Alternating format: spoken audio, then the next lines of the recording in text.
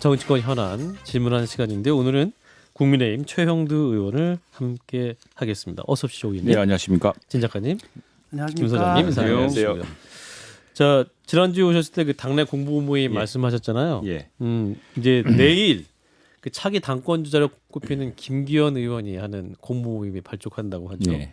한 50여 명 가입했다고 하는데 예. 의원님도 가십니까? 네, 네. 아, 내일 누가 그러시군요. 오시냐면 김황식 전 총리가 오십니다. 김 아. 총리는 또 제가 공직 처음 시작하면서 공보실장으로 모신 어른이기도 해서 저는 뭐 이 김기현 대표 때문이 또 있지만 그보다 김 총리 온다 그래서 약간 저 없이 선긋기 하신 겁니까? 아침에 아닙니다, 아닙니다. 그 저는 공보 모임 다 가입했습니다. 아, 뭐 그런가요? 곧 다룰 민들레도 가입을 하려고 가입을 했고요. 왜냐 그러면은 제가 원내 대변인을 할 때는 예. 뭐 모든 의원들이 다 국회 상황을 다 세심하게 들여다보고 신경 쓰고 그럴 줄 알았어요. 그런데 예.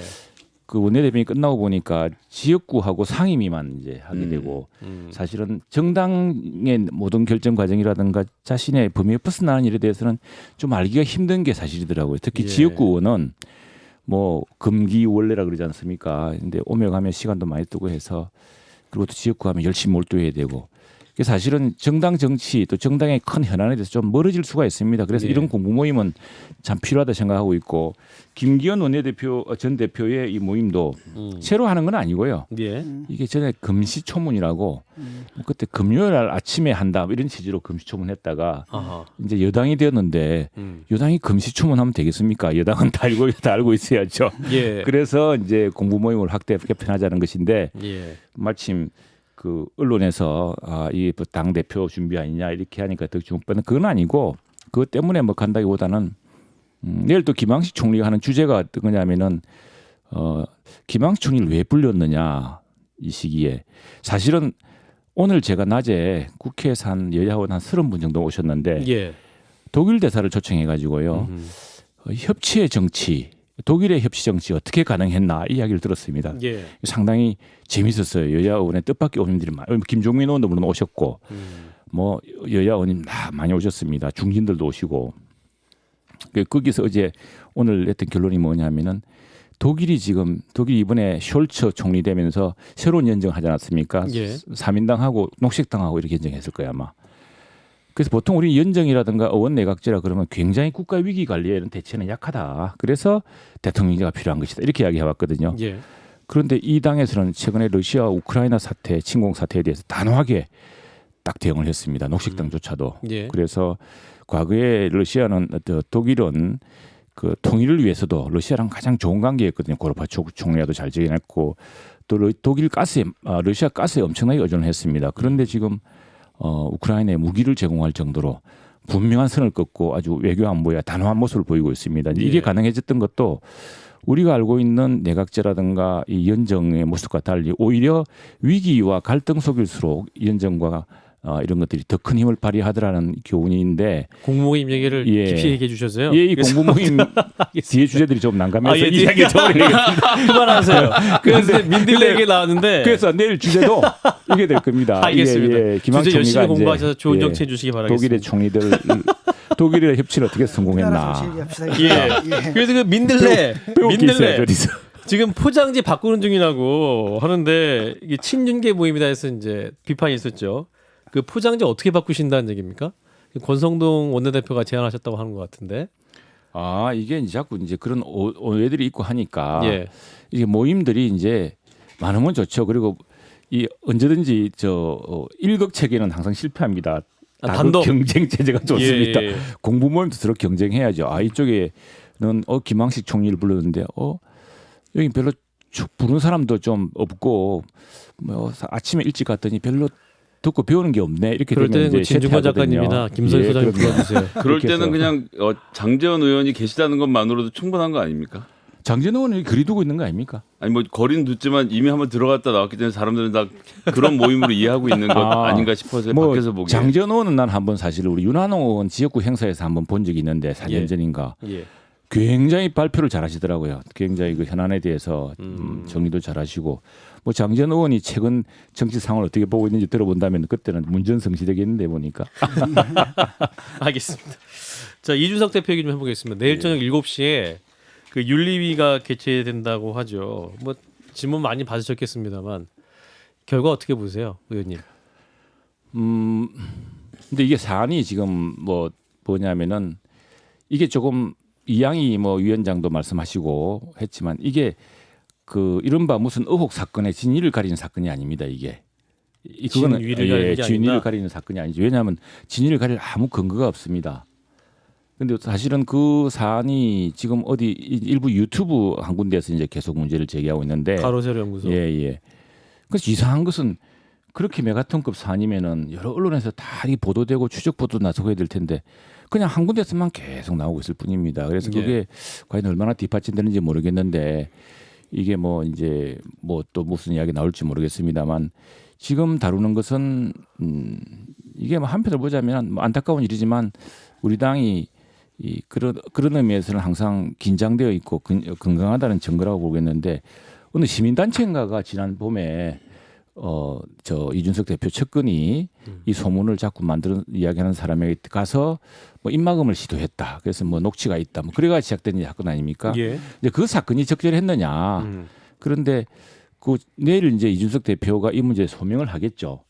소명을 하면은 그 어떤 경위는 이래 된 것이다, 저래 된 것이다 되는데 아마도 여러 앞뒤를 짐작해 보자면은 그래서 그 내일 사안에서는 그 무슨 의혹이 있다 없다를 따질 아무 근거가 없습니다. 그와 변론으로 당 대표와 당 대표의 측근이 그걸 소문을 전하는 사람을 만나서 그 소문을 전하는 사람에게 무슨 이야기를 주고받고 무슨 세약 쓸 수 있다는 게 말이 되느냐 이게 근데 이준석 올바른 대표 처신이냐. 오늘 예. 출석도 요구받지 않았기 때문에 예. 모르겠다 이렇게 밝혔지 않습니까? 글쎄 그거는 출석 요구 안 하면 그게 이것도 좀 윤리가 이상하네요. 윤리위원회에서 근데 또 소명할 기회는 있겠죠. 소명을 요청한다고는 하겠죠. 이게 예. 어떤 근거로 그러면 하면 지금 근거는 뭐냐면은 제소된 바는 저 윤리에 제소된 것은 당시에 그 대표의 측근이 그 소문을 말하는 사람을 만나서 대전으로 보낸 증거를 인멸하려 이렇게 했다는 했다. 의혹. 그 의혹이거든요. 예. 그것이 당직자로서 더구나 고위 당직자로서 적절했느냐 이것이 품위에 맞는 것이냐 이런 이야기인데 이제 그 뭐 진위 과정은 좀 더 들어봐야겠습니다만 이 사안을 자체가 본격적으로 이 사안 자체만 갖고서 무슨 한번 소명을 듣거나 한 적이 없었습니다. 그러니까 그걸 봐야죠. 근데 이런 것이겠죠. 지금 짐작컨대는 아니 대선 한복판에서 지금 대선에 전두지하고 있는 당 대표의 엉뚱한 그 10여 년 전에 사실 2013년. 예, 약간 10년 7년 전 9년 전이네요. 예, 9년 전 사건이었습니다. 당시에도 꽤 유명한 정치인이었습니다. 예. 오히려 총망받는 친박의 핵심이었는데. 한나라당 비상대책위원 시절. 그럼요. 예. 그렇다면 그 당시에 오히려 판가름 났을 일인데 그게 뒤늦게 이렇게 드러나서 하니까 이게 대선에 누군가가 자꾸 이걸 대선에 악재로 사용할 수 있으니까 대선을 진두지휘하고 있는 사람으로서는 좀 이 난감한 문제, 개인 비리 차원을 무마하겠다는 것보다는 뭐 그런 과정에서 만나서 이리 하다가 좀 오해를 살 만한 일이 있었던 것 같은데 나중에 보면은 실제로 뭐 약속했다지만 약속한 것을 이행하려고 하지도 않았고 뭐 이런 문제가 있는데 예. 이것을 이제 어떻게 볼 것이냐 이것이 사실은 없었으면 제일 좋지만은 일어난 일이지 않습니까? 예. 일어난 일인데 그냥 또 시민단체로서는 문제를 제기한 문제고 당으로서 이 난감한 윤리적 문제를 이제 판가름해야겠죠. 의원님 이게 지금 경찰이 수사를 하고 있는데 예. 윤리가 꼭 이 중간에 그러니까 경찰 수사 결과가 나오면 그 결과를 가지고 징계를 하든 아니면 결과사상 무혐의면 뭐 넘어갈 수 있는 문제인데 수사를 하고 있는 도중에 이렇게 윤리가 갑자기 중간에 그것도 대선과 지방선거 사이에부터 시작해서 징계를 계속 시도하고 회의를 열려다 말려다 하는 이유가 뭔가요? 그렇게 결론날 수 있겠는데요. 이 경찰이 수사하고 있기 때문에 수사한 뒤에 아니 문제는 해보자. 지금 김강호 서울경찰청장이 23일 그러니까 윤리위가 22일이고 네.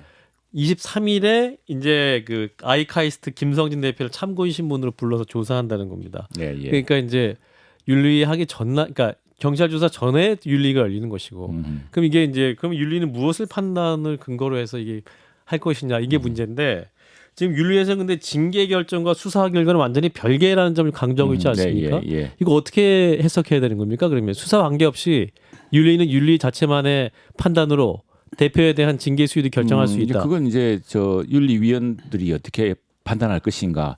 정말 그 우리 진중근 교수님이 이 한번 정말 탐구해 볼 만한 주제 같습니다. 이런 난처한 윤리적 상황을 어떻게 판단해야 됩니까? 어떻게 해야 될 것이냐. 윤리위원들도 고민이 많을 겁니다. 지금 수사가 뭐 된다면은 그렇죠. 수사에서 결론을 낼 수도 있는 일이고, 예. 근데 본인이 진실이 아니다고 하고 있는 사안에서 예. 그러면은 그 측근이 가서 그 소문을 막 퍼뜨리는 사람한테 뭐 어째달라라고 해서 서로 이야기를 나눴다는 사실만으로 당직자의 이 윤리 문제를 판단할 수 있느냐, 이런 문제가 아주 그 수준 높게 논의되겠네요, 보니까. 예. 요즘 굉장히 조심스럽게 이게 말씀하시는 사실 난감한 대목이니까 난감한 대목 아니겠습니까? 예. 또 뭐 진실의 순간이 또 언젠가 드러날 테고, 예. 그것이 뭐 오히려 그게 이준석 대표한테 전화위복이 될 수 있을지 뭐 이런 예. 어쨌든 그 봐야겠지만. 경고 그리고 제명, 예. 탈당 권유, 당원권 정지 네 가지 형태로 구분이 되는데 만약에 혐의가 없다면은 혐의 없으면 이렇게 결론 나는 겁니까? 그 뭐 유보하는 수도 있고 뭐 그러지. 아까 보니까 소장님 말씀처럼 모르겠습니다. 근데 이게 모르겠는데. 징계 개시라서 어떤 징계를 할지를 정하는 거지 유무죄는 이미 안 다투는 걸로 들었는데 그게 아닌 겁니까? 이거 뭐 해설이 참 여러 가지더라고요. 그렇지. 근데 그렇죠. 윤리위원들 간에 사전 논의가 있었는지 어떤지 모르겠는데, 그건 뭐 일반적으로 이건 재판이 아니지만 그래도 무슨 저 심의를 할 때 결론을 내리는 그런 단계가 있지 않겠습니까? 이게 아니 말로 윤리위에 아주 그 심각한 재수가 있었는데 알고 보니까 이게 다른 사람을 잘못 지목했다든가, 예. 또는 뭐 사안이 완전히 뒤집힌 사안이라든가 악의적이라든가 이런 것에 대해서도 판단할 수가 있을 테니까, 여기에 지금 뭐 몇 가지 또 정황적인 뭐가 있으니까 그런 것들을 가지고 판단해야 안 또 되겠습니까? 일각에서는 이 징계를 최고위원회에서 그러니까 당지도부에서 이 결정을 무효화하거나 뒤집을 수도 있다, 근데 이런 그거는- 얘기가 그거는 저기에 따라 다를 거예요 아마. 그게 예컨대 제명이나 탈당 권유는 이제 최고위원회에서 하는 걸로 알고 있고, 당원권 정지도 사실 최고위원회까지 안 가고 되는 거고. 근데 최고위원회 가져가서 이 논의를 할 수 있다, 이렇게 주장하는 분들도 계시더라고요. 네, 근데 그거는 뭐 규정상 안 그렇게 되어 있기 때문에 지금 일반적인 해석은 그렇기 때문에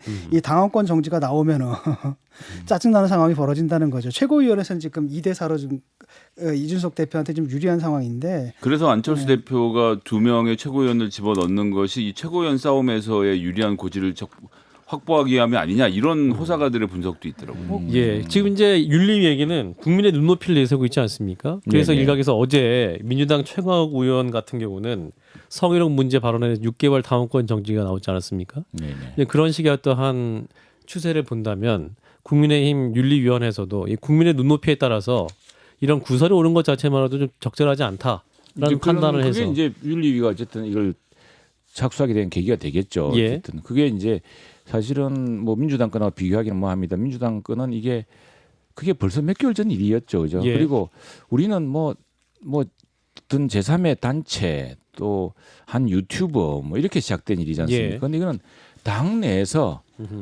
회의에 참석했던 당직자들이, 보좌진들이 이거 심각한 문제라고 이야기를 제기를 하고 했는데, 그게 뭐 좀 이렇게 울분무리지고 또 이런 상황이 지연되다가 마침 이제 아니 저 당은 의혹 사실 제기 하나로도 저렇게 윤리위원회 열려 저러는데 우리 당은 뭐냐, 이제 이런 오히려 민주당이 압박을 좀 받았던 측면이 있는 것 같습니다. 그런가요? 예. 연관이 없을 것이다. 본안에 대해서는 일단은 뭐 성상납을 받았는지 안 받았는지, 그건 근데 아마 이제 시효 문제가 좀 있을 것 같고, 결국은 이게 이제 이사 행위가 증거 인멸에 해당하느냐 안 하느냐, 이걸 아마 경찰은 이걸 판단할 것 같고요. 예. 그다음에 이제 윤리위원회에서는 그런 사법적 판단이 아니라 그 윤리적 관점에서 그렇게 보내서 그런 각서를 쓰게 한 게 적절했느냐. 그렇죠. 아마 그런 그걸 걸 판단할 다룬 것 문제입니다. 같아요. 예, 다룬 문제여서 이게 무슨 그 사실 의혹 자체를 다루는 문제가 아니어서 예. 합니다. 그리고 또 하나 이 사안을 가지고 이게 뭐 메가톤급으로 뭐 번지느냐, 이게 이제 당에 그러면은 내부의 큰 구조 변화를 가져올 사안이냐, 근데 그건 아닌 것 같거든요. 왜냐하면은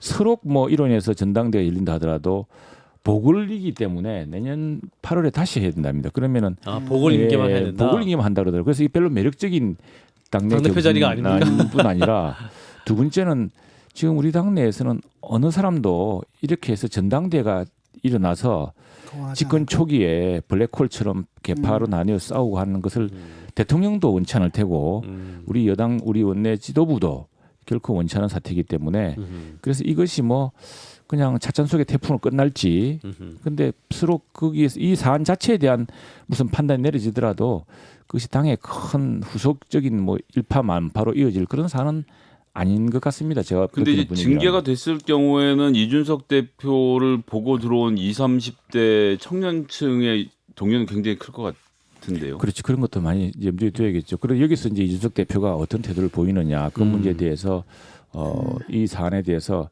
이제 본인이 어떤 그 소명하는 윤리위원회에서 요청하지 않더라도 이 20, 30대에 대해서 이 문제에 대해서 당당하게 이야기할 기회가 있겠죠. 근데 지금 뭐 상황으로 보면 경고도 받아들이기 어렵다는 것이 이준석 대표 입장이라 윤리의 징계가 내려지면 상당히 내홍을 겪게 되지 않을까라는 예측도 나오거든요. 일각에선 징계가 된다면 신당 창당 얘기도 나온다는데 그런 너무 앞서 얘기는 나간 얘기가 너무 앞서 나간 얘기다. 근데 예, 이제 예. 이준석 대표가 그랬지 않습니까? 내가 흑화하지 않게끔 도와달라. 흑화가 뭐예요? 나쁜 이상해, 사람을 갑자기 더 역변하는 이상해져. 편을 확 바꾸거나 뭐 이런 경우. 윤석 대표로서도 상당히 중요한 고비에 서 있는 셈이죠. 근데 여기서 만일 이 위기를 딛고 소명을 잘해서 넘어간다면은 실제로는 이제 그다음 지난 두 차례 선거에서 했던 공로라든가 예. 또 당을 새롭게 개혁하는 데에서 어떤 새로운 몫을 냈을 테고, 그죠. 뭐 이게 상당히 참 애매모호하게 됐습니다. 참 이게 윤리라는 것이 이제 탁 등장하면서 굉장히 참 예. 징계를 해도 뭐죠 문제고 또 안 해도 문제고 예, 징계위원회를 그렇죠. 했는데 만약에 아무 징계 없이 그냥 문을 닫았다 그러면 그때도 이제 수많은 말들이 나올 수밖에 없고. 근데 이제 이준석 대표 배현진 최고위원이 어제 예, 예, 또 이제 그 최고위원 회의하면서 이제 공개 회의 앞에서 이제 언론 앞에서 싸우지 않았습니까? 예. 예, 그래서 이제 이 부분을 어떻게 보셨습니까? 하태경 의원은 예. 이러한 싸움의 뿌리에는 예. 윤리 문제가 좀 있다라는 답변을 했습니다. 아무래도 좀 예민해지지 않았겠습니까? 당 대표도 예민할 테고 또 이게 아니 이 사안이 지금 본안이 아닌 사안을 가지고서 예. 뭐 서운한 점도 있을 테고 하겠죠. 그런데 또 하나는 우리가 이제 좀 제가 볼 때는 이게 참 우리 정당 사상 유례 없는 일입니다. 사실은 30대 당 대표와 최고위원도 엄청난 표를 얻은 최고위원입니다. 근데 배현진 최고위원이? 30대 여성 최고위원인데 보통 우리 당의 여성 최고위원은 그냥 지명직 같은 거였거든요. 예. 뭐 최고위원제 도전했지만 순위 바뀐데도 여성 중에서 가장 높은 순위. 근데 지난번 우리 저기서는 뭐 지금 최고위원 하시는 모든 여성 최고위원들이 전부 순위에 들었었는데 1, 2, 4인가 이렇게 해버렸어요. 예. 거기다가 지금 이준석 대표하고 배현진 의원은 최고위원은 두 분 다 참 우리 정당에서 이렇게 큰 전통이 있는 양당 체계의 그 한 당에서 최고위원과 당 대표로 30대 30대 당 대표로 이렇게 약간의 캐릭터에다가 그런 권위와 관계없이 탈권위 시대에 이렇게 뭐 근데 너무 이제 이 사안이 그리고 또 두둔하기만 힘든 게 국민들은 어려운데 지금 뭘 가지고 그렇게 예민하게 다투느냐 또 이런 비판도 있기 때문에 뭐 그런 비판도 잘 알고 계시겠죠 당사자들이. 배현진 최고위원 같은 경우가 일종의 역할을 담당하는 것 같아요. 왜냐하면은 이제 이준석 대표하고 당내 이제 그 중진들 또는 원로들하고 싸움을 붙이면은 이준석 대표가 무조건 유리하거든요. 당신들은 꼰대다. 이 프레임으로 그냥 가져가 버려요. 그런데 그 프레임이 안 통하는 게 이제 배현진 이분이거든요. 이렇게 넣으면 이제 이준석 대표가 원래는 기울어진 운동장에 싸우고 있는데 그게 평평해지면서 그래서 오히려 이제 이분이 좀 그런 것까지도 역할을 배정받았다. 역할을 배정받아도 역할을 스스로 하시는 거예요. 왜냐면 내가 보니까 배현진 최고는 이제 우리 내 상임위도 같이 하고 예. 원내 대변도 같이 해보니까 대단한 강단과 이런 게 있는 분입니다. 굉장히 그 유하고 아주 그 우하게 생기신 분이지만 이게 국정감사라든가 예. 상임위 할 때 아주 단호하게 따지 물으면은 예. 그 굉장히 그래서 어떤 분명한 원칙 같은 게 있는 분이고 이분은 그러니까 조금 전에 우리 진정문 교수님 말씀하셨지만 지금 뭐 당내에서 싸움을 붙으면은 이준석 대표 이길 사람이 없습니다. 왜냐하면 그런데 뭐 그렇다고 지금 뭐 나는 다 알아요 이런 식으로 당신 막 하면 되느냐고 이야기하는 사람도 또 배현진 대표밖에 최고위원밖에 없어요. 그런 그런가요? 점에서 예. 그런 역할을 스스로 자임했던 측면도 있는 것 같고 그게 배우가 있는 것 같지는 않습니다. 그 굉장히 뭐 MBC에서 노조 저한테 탄압을 받을 때도 그 많은 분들이 그랬다 그러거든요. 그 탄압 속에서도 굴하지 않고 다 공손하게 일하는 거 보고 학을 뗐다는 사람들이 많더라고요. 보니까 예. 그 최고- 뭐 쉽사리 뭐 다른 분위기 휩쓸릴 사람은 아닙니다. 최고위원 문제는 어떻게 됐습니까? 사실은 이제 안철수 의원이 그 원래 국민의당 몫으로 되어 있었던 두 분을 갖다 추천하는데 최고위원으로 추천하는데 갑자기 정점식 의원이 딱 들어가 있어가지고 예. 이건 또 뭐지? 그렇죠. 이런 느낌이 들어서 이분이 사실 그래서 친윤 쪽 또 장제원 의원 쪽 뭐 이런 쪽 거기 손을 잡은 게 아니냐 이런 해석도 나오고 있는데 이거 지금 어떻게 되는 겁니까? 지금 임명을 이거 뭐 이준석 대표 안 이준석 대표를 받았잖아요. 안 받으려고 다시 하잖아요. 추천해 달라고 했는데 규정상 어떻게 되어 있습니까 이게? 그것도 지금 뭐 그게 조금 그 뭐 정치적으로 해결돼야 될 것 같은데. 예. 근데 이제 그게 정점식 의원에 대한 반발은 아니라고 이준석 대표 밝혔습니다. 그 어디 방송에서인가요? 사실 정점식 의원이 우리 당내에서 싫어하는 사람이 아무도 없습니다. 다 좋아하고 당내 큰 법률적 현안이 생기면은 앞장서서 도와주고 우리도 뭐 하다가 설화 입으면 또 무슨 뭐 명예훼손 들어오고 그러지 않습니까? 그러면은 그런 걸 딱 이렇게 아주 저 검사장 출신의 아주 그 경험 많은 법조인이기 때문에 부조인 출신이기 때문에 그래서 호감을 표시했어요. 저 이준석 대표조차도. 근데 이건 정점식 의원은 문제가 아니라 원래 김윤? 그 모르겠어요. 뭐 국민의당 몫으로 하려고 했던 거 아니냐. 뭐 여기에 시작된 것 같고. 국민의당 출신이 해야 된다. 아니 그거 아니었겠습니까? 그 있고 다음에 이제 그래서 그 문제는 이게 여기에 또 누굽니까? 저 우리 권은희 의원이 국민의당 출신 권은희 의원이 또 이준석 대표 맞다고 또 두둔하고 나섰는데 예. 어쨌든 지금 언론이라든가 이제 호사가들은 정점식 의원의 역할이 뭐냐 여기에 대한 그 이걸 갖고서 견제하는 거 아니냐 이렇게 돼 있는데 예. 정작 저 이준석 대표의 말에 따르면 정점식 의원은 누구도 싫어하는 사람이 없다. 근데 왜 자기는 반대해요? 그러니까 그 저 최고위원을 추천하는데 이게 당초 기대와 다른 거 아니냐 뭐 이런 이야기 같아요. 모르겠습니다. 아니, 그게 뭐냐면 상대방이 우리는 하나만 하고요. 두 개 가져 그런데 아니 하나만 가질게요 하는 게 반발할 이유는 안 되거든요. 하나를 더 달라고 한 것도 아니고. 근데 지금 두 사람 추천했지 않습니까? 네, 두 사람 김윤, 추천했는데. 정점식. 예. 그러니까 뭐 서울시당 위원장 그분은 뭐 옛날에 그런 말을 했다 그래가지고 뭐 예. 이해는 되는데 예. 그 정점식 의원은 반대할 명분은 없지 않습니까? 모든 사람들이 좋아하는 분이고. 근데 예. 왜 니목 가지라는데 왜 니목을 안 챙겨? 이거 가지고 화낼 이유는 못 되잖아요. 그래서 뭐 다른 사안에 비하면 비교적 가벼운 사안 같습니다. 알겠습니다. 자 서해 공무원 피살 사건. 자, 예, 여야 그 정쟁이 지금 되고 있죠. 우상호 비대위원장은 민생보다는 친북 이미지, 북한에 굴복했다는 이미지를 만들기 위한 신색깔론이다 이렇게 비판하고 있는데 지금 이게 지금 여야 간에 어떤 타협점이 있습니까 지금? 근데 저 민주당이 단추를 잘못 풀고 있는 것 같습니다. 단추를 자꾸 저 하나 잘못 끼우기 시작하면 계속 잘못 풀 텐데 그건 제가 볼 때는 이 사안이 우리 당이라든가 이 정부 들어와서 공연히 일부러 제기한 사건이 아닙니다. 예. 이 유족들은 그 당시에 대통령한테 편지도 보내고 왜냐하면 월북이라는 낙인을 찍었지 않습니까? 아시겠지만 월북자의 가족이라는 것은 대한민국에서 살기 힘듭니다. 그건 뭐 주운 글씨도 그런 주운 글씨가 없거든요. 예. 그런데 당시에 정부 발표에 월북자이고 월북을 했고 그 본질은 사실 서해상에 이렇게 표류하던 공무원이 북한군에서 잔인하게 살해됐다. 이게 핵심인데 그 당시에 정부는 이게 월북을 했고 뭐 월북할 동기가 무엇이 뭐 무슨 빚이 많았다는 무슨 부처 이렇게 해서 완전히 그 본인의 명예뿐 아니라 유족들이 한국에서 대한민국에서는 정말 살 수 없을 정도만큼 이런 인격 살인을 했습니다. 예. 이 문제를 가지고 유족들이 계속 문제 제기를 하고 대통령에게 편지 쓰고 했는데 지난 12월인가 지난해에 국가인권위원회에서 이 유족들 편을 들어줬어요. 왜 정부가 섣불리 이렇게 저렇게 해서 이 단정했냐? 유족들에게 큰 상처를 주고 고통을 주고 이 유족들이 인권을 침해하느냐라고 편을 들어줬습니다. 예. 그 연장선에서 다시 이제 된 거예요. 그런데 이 정부가 새로 들었었는데 이 정부에서 이제 그걸 어쨌든 풀어야 됩니다. 풀어서 인권위원회 문제하고 이렇게 다시 재조사 같은 걸 해보니까 해경하고 이런 곳에서 당시 월북이라고 판단할 아무 근거가 없었는데 월북이라는 예단을 갖도록 뭔가 이렇게 의사소통이 상부가 이루어졌다고 하는 이미 준 것이죠. 그랬더니 민주당이 갑자기 발끈하고 나선 거예요. 왜 월북이라고 친북 우리한테 매국을 하느냐. 사실은 그 이것은 우리 국민 누구든 간에 국민 한 사람 한 사람 모두 생명이 중요하지 않겠습니까? 그것 때문에 우리가 수십 년 전 사건도 진상규명을 다시 하고 또 이미 상당 부분 그 사고 원인이 드러난 것 같은데도 또다시 수사하고 조사하고 그랬던 이유가 한 사람 한 사람 목숨이 그만큼 소중하고 그 진실이 그만큼 중요한 것인데 이 문제에 대해서 그걸 가리자는 것인데 갑자기 우리한테 침묵몰이 하느냐 이래버리면은 이 완전히 싸움을 엉뚱하게 만든 당시에 것이죠. 그런 국민의힘 의원들이 이 월북 아니라고 강하게 주장할 수 있었는데 왜 그땐 주장 못했을까요? 그때 모든 그 당시에서 이게 그 당시 야당 입장에서는 예. 야당 입장에서는 우리도 이야기를 했죠. 당시에 그 현장까지 갔었고 해류가 그럴 수가 없는 상황이다. 또 그리고 당시에 여러 반대 정황들 월북을 보기 어려운 반대 정황들이 많지 않았습니까? 예. 그래서 왜 이걸 월북으로 단정하느냐?